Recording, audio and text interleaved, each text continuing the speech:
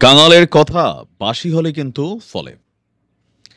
যখন আমাদের এই অন্তর্বর্তী সরকারের উপদেষ্টা পরিষদ গঠন করা হলো, তখন সবাই খুবই অবাক হয়েছিল যে কেন এই টিমের মধ্যে সবচেয়ে ব্লুটুথ বয় সার্জিসকে উপদেষ্টা পরিষদে রাখা হলো না।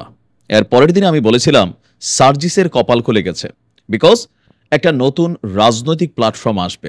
বিএনপি অনেকদিন যাবৎ যেই ভয় পাচ্ছিল, সেই ভয় কিন্তু আজকে বাস্তবে পরিণত হয়েছে। সার্জিস আলম যেই বক্তব্য দিয়েছেন, সেই বক্তব্যের সোজা ক্লিয়ার মেসেজ হচ্ছে নতুন আরেকটা রাজনৈতিক দল বাংলাদেশে আসছে।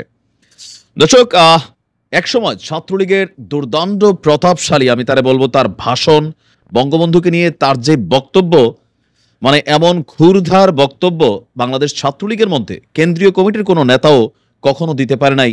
যেভাবে সে বলতেছিল আমার বঙ্গবন্ধু কবর থেকে দেখছে, আমার বঙ্গবন্ধুকে ব্রিটিশ প্রধানমন্ত্রী কিভাবে রেসপেক্ট করেছে, তারই ভাষণ নামি দামি মন্ত্রী এমপিদের সামনে সবাই অবাক হয়ে শুনছিল। তখন থেকে বোঝা গেছিল যে এই ছেলেটার মধ্যে রাজনৈতিক ক্যাপাবিলিটি আছে। -2 ফর্মুলা নয়, আসতে যাচ্ছে +2 ফর্মুলা। গতকালকে সার্জিস আলম গভীর রাতে একটা সাংবাদিকদের সাথে তার বক্তব্য দিয়েছেন। সেখানে প্রশ্ন ছিল যে বলা হচ্ছে -2 আসলে কি। তো সার্জিস বলছেন যে আমরা যে প্ল্যাটফর্মটা তৈরি করেছি, এই প্ল্যাটফর্মটা এই মুহূর্তে ছাত্র প্লাস জনতাকে কানেক্ট করে নতুন একটা মাত্রায় আমরা নিতে যাচ্ছি। ওয়াই? কারণ যে কোনো সময় শেখ হাসিনা অথবা তাদের দোসররা আবারও এখানে ফিরে আসার চেষ্টা করতে পারে।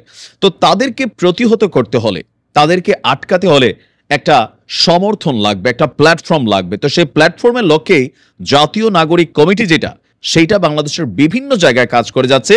আর বৈষম্য বিরোধী ছাত্র আন্দোলনটা যেটা ছিল, এটা ছাত্র প্লাস জনতা। সার্জিসের ক্লিয়ার মেসেজ, জামাত হোক আর বিএনপি হোক, গত 16 বছর সরকার পতনের জন্য কারোরই ক্যাপাবিলিটি ছিল না, যেটা ছাত্ররা করেছে।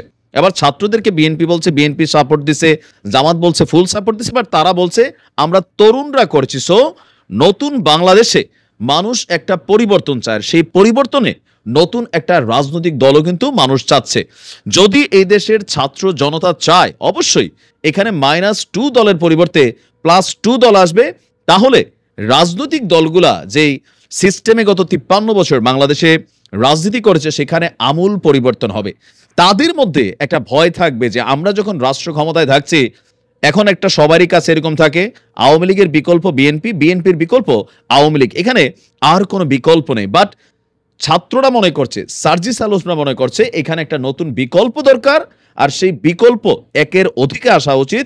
তাহলে আমাদের যে বাকি রাজনৈতিক দলগুলো আছে তাদের মধ্যে টনক নড়বে যে না, এখন আর আগের মতন চাইলেই আমরা যা খুশি তাই করতে পারবো না।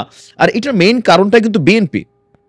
আমি বারবার বলছি, তারেক রহমান তিনি যথেষ্ট পজিটিভ ইফোর্ট দিচ্ছেন, ঊর্ধ্বতন নেতা কর্মীরা দিচ্ছেন, কিন্তু সারা বাংলাদেশে প্রতিদিন বিএনপির যে লুটপাটের অ্যাক্টিভিটিস 5% কর্মীদের দ্বারা ঘটছে, গণমাধ্যমে আসছে, মানুষ কিন্তু এগুলাতে বিরক্ত হচ্ছে। বিভিন্ন জায়গায় হয়তো এতটা খবর হচ্ছে না, কিন্তু লোকালি এগুলোর ইফেক্ট পড়ছে।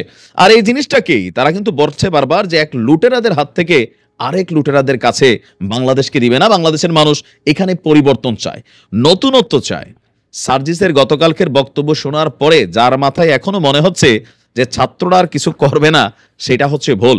ক্লিয়ার মেসেজ, যদি বাংলাদেশের জনগণ চায়, তাহলে জনতার যদি দাবি থাকে, তাহলে নতুন রাজনৈতিক দল আসবে।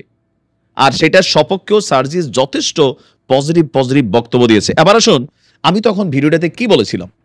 তখনই আমি ভিডিওতে বলছিলাম যে নাহিদ এবং আসিফ তারা গুড স্পিকার না, মানে এমনিতে তারা যথেষ্ট টর্চার সহ্য করেছে, আন্দোলনকে নেতৃত্ব দিয়েছে, কিন্তু বক্তব্য বা মুখপাত্র যে জায়গাটা, হাসনাত এবং সার্জিস দুইজনের যে কথা, দুইজনের যে ধরেন কি বলা হচ্ছে বক্তব্য, বিশেষ করে সার্জিসের হাসনাতের তুলনায় তার বক্তব্য অনেক মানুষকে টাচ করে। সে যেভাবে যুক্তি তর্ক তুলে ধরা, মানে তার বক্তব্যগুলোকে উপস্থাপন করে।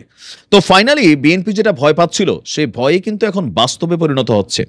আপনি নিশ্চিত থাকেন যে আগামী নির্বাচনের আগে যে কোনো নামে এই বৈষম্য বিরোধী ছাত্র রাজনৈতিক যে দলরা আছেন, তারা রাজনৈতিক দলে কনভার্টেড হবেন। ইভেন তারা চাচ্ছে ছাত্রদের সাথে জনতাকে কানেক্ট করে ছাত্র জনতার দাবি হিসাবে, চাহিদা হিসাবে নতুন একটা দলের আত্মপ্রকাশ ঘটুক। ইভেন তারা যথেষ্ট পজিটিভ ইফোর্টও কিন্তু ট্রাই করছে। কোনটা?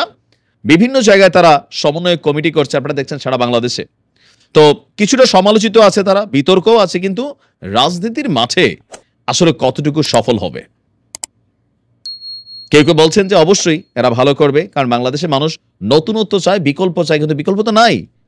আর যে অভ্যুত্থান হয়েছে, এই অভ্যুত্থানের মাধ্যমে আরেকটা দলের অভ্যুত্থান হোক, যেই কারণে প্রত্যেকটা দল ভয় পাবে।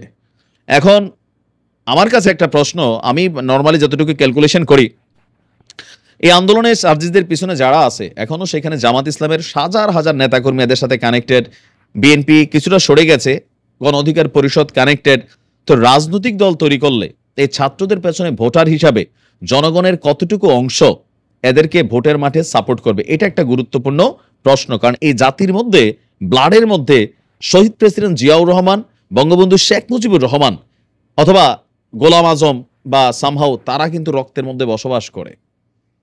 সময় বলে দেবে। ভালো থাকুন।